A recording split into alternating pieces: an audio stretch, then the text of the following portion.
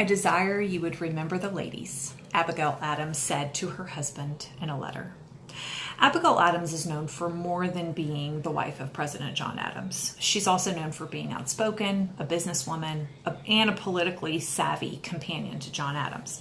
Born on November 22, 1744, in Weymouth, Massachusetts, Abigail spent most of her youth in and around Boston. Educated at home, she was destined for a domestic role in her adult life. She married John Adams in 1764, and they had 5 children.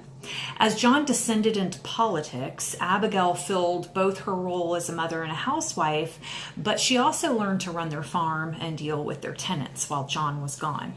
She eventually engaged in various other business enterprises, such as buying land in her husband's name, since women couldn't have land in theirs, and selling these high-end items that John would send to her from Europe.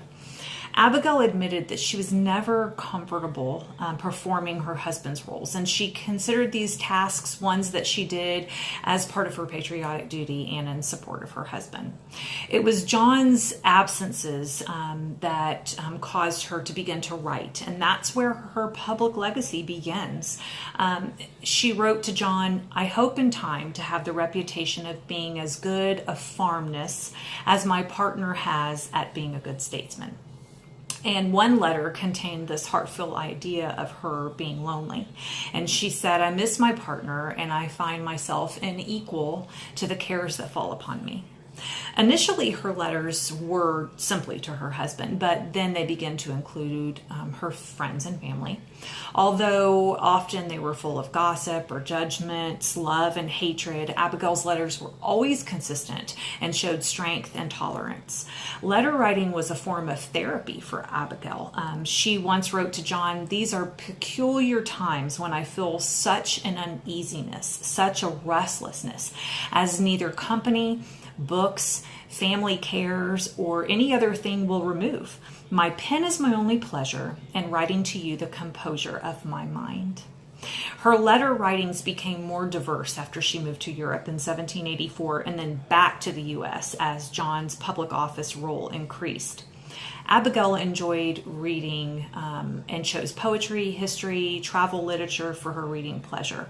She once wrote, "In America, so few ladies have a taste of historic knowledge that even their own country was not much known to them until the present revolution." Abigail actually chose a pen name of Portia.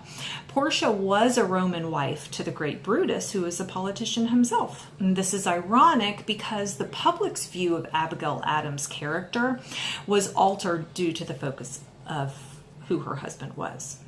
Abigail was outspoken, and she wrote about religion, education, raising children, philosophy, poetry, even dressing and manners. But she also argued for fair treatment of women, which was unusual for her time. She was friends with Mercy Otis Warren, who most of us recognize as an author who wrote for equal rights for women. And at one time she wrote to Mercy and said, "I find it necessary not only to pay attention to my own door, but to everything without it, about our little farm, etc." And even to her own husband, she wrote, "I long to hear you have declared an independency.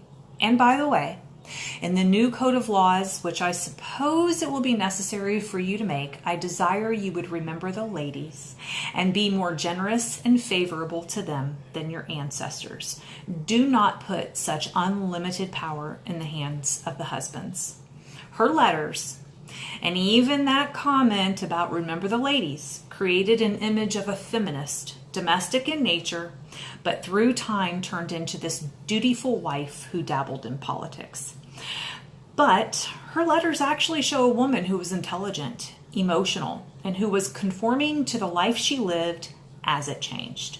Whether it was being a wife to a politician, a mother to her children, a landlord to her tenants, a businesswoman, an author, or a farmer, she always did her best to maintain her domestic values. It's important to note that Abigail did not want her letters published in fear that her reputation would suffer. Her grandson, Charles Francis Adams, first published her letters in 1840 in the first edition. 3 more editions followed by 1848. I, for one, am happy he chose to share his grandmother with us.